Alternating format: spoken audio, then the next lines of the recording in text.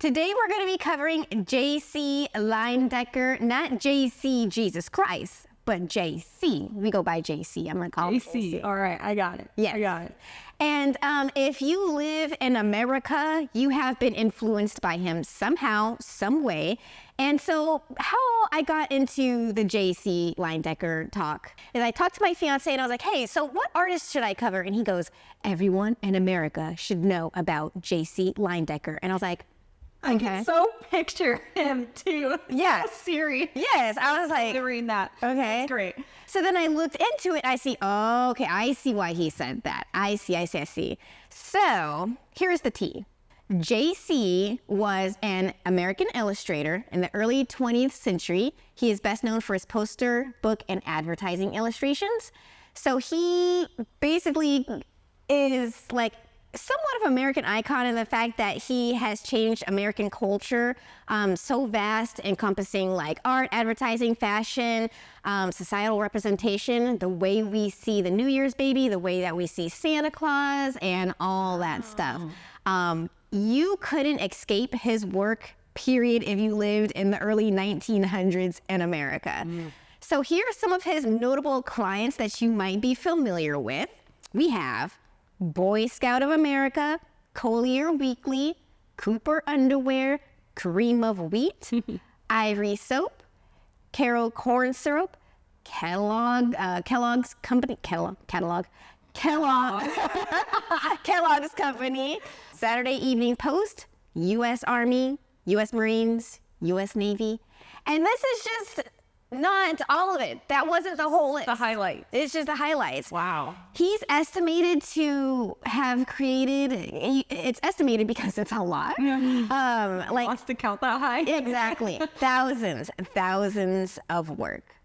So he really deserves like 2 hours worth of airtime. However, we're just going to take the bulk of what we know about him and regurgitate it back at you. So the first thing that we're going to talk about is the Saturday Evening Post. And this is huge. It was created in 1821. And guess what? It's still alive today online. I did not know that until I Googled it, so you can still check them out. Really? Online, yes. It was a weekly magazine that was widely read, and it was super duper influential in like the 1900s. And JC created a total of 322 covers for the magazine. So yeah. Wow. We're going to pull up, here we go, Santa Claus right here. Ooh. The Santa Claus that we know and love. This issue at 1923. So essentially what you see here is you got the red coat, you got the hat, you got the boots and all that jazz. Let's see the next one. So, a little bit, yes. So basically his vision of Santa Claus, like of course Santa Claus had always existed before JC. Right. Is What? this basically where it transitions from like Saint Nick imagery into the more Santa Claus that we know in the modern? Yes, ma'am. That's exactly it. So he basically helped, shape the contemporary image of Santa Claus and American culture. Here we go again with another one. They're so bright and they're so and they're so wholesome.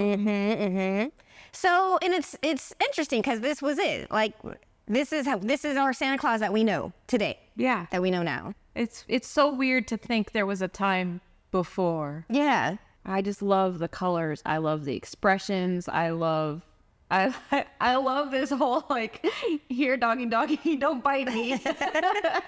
I might be stealing into your home in the middle of the night, but there's no need to be alarmed. Yes. I do. I think this whole time period is got that wholesome vibe. Yes. Everything about it is just very wholesome. It is. Very American family. It really reflects the times, though. Yes. Like that was life. And I think of like Coca-Cola and like these established brands that really started to push what advertising was. Yeah. And obviously JC had a huge hand in that. Some of those brands I did not realize had been around that long. And the craziest thing is if you looked at a magazine, if you went to the grocery store, if you did anything, you would see his work. It was... If you existed. Essentially, yeah. if you existed in the 1900s in America. Why don't we talk about him? So here's the interesting thing that I want to bring up is Norman Rockwell, because we always talk about Norman Rockwell for whatever reason, but we don't really bring up JC. And Norman Rockwell came 20 years after JC. However, they both worked at the Saturday Evening Post. Oh, interesting. Yeah, they both worked there, and there was no rival, because sometimes you hear like these artists like rivalry situations. Yes. In fact, Norman Rockwell once said of Leyendecker taught me the difference between an illustrator and an artist. He was the best illustrator in America. Leyendecker, in turn, was also known to speak very highly of Rockwell. So wow, that's cool. I love artists supporting artists. Yeah. And you hear about the rivalries a lot, but you don't really hear about the support. And there's really no reason not to. Because chances are, and I guess in some ways, yes, it's a finite resource and you're competing for same clientele, maybe, sort of, depending on what niche you're in. But, I mean, art is so prolific. You can never have too much of it. Yeah. So why does it matter? Yeah, we both can share the same space.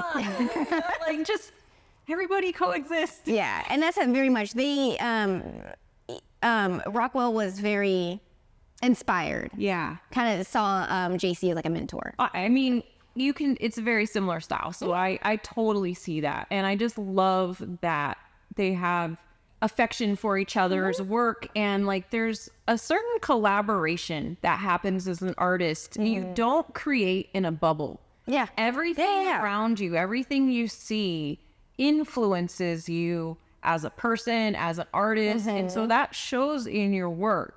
And so unless you're in a cave somewhere, even then, there are cave paintings from LaSalle, like way back when, of handprints and animals and all that stuff. So since the beginning of humanity. Imagine being a caveman drawing like, I don't know, a wolf, and like some other caveman being like, I can do that better, like, you know.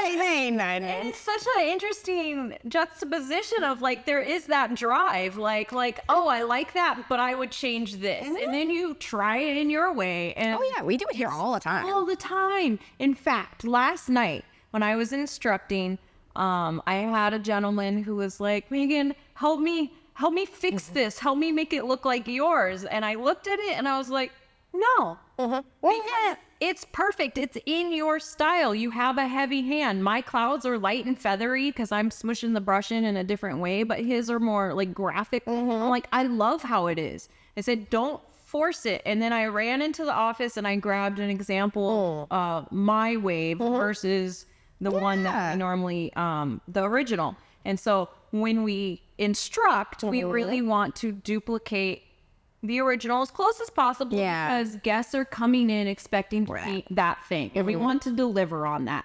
However, as an artist, sometimes it's really hard to shut off your own style, and so like mine creeps in here and there. And I showed him the example. I showed him, this is the original and this is my version of it, and you can just see there's like, it's a little bit more linear, things like that. I was like, so just lean into it. It's okay. Yeah, like, it's okay to have your own style. Don't stifle yourself in the name of copying something. Exactly. Lessons by Megan. Thank you for watching this clip of Spotlight with Purple Easel. We're art instructors at SoCal's largest paint sip studio. Check out purpleeaselplus.com to join the largest online paint and sip community. And you want to make sure to like, subscribe, follow, ring that bell, add to the conversation, comment below, and check out our full episodes at Purple Easel Spotlight. We'll see you soon.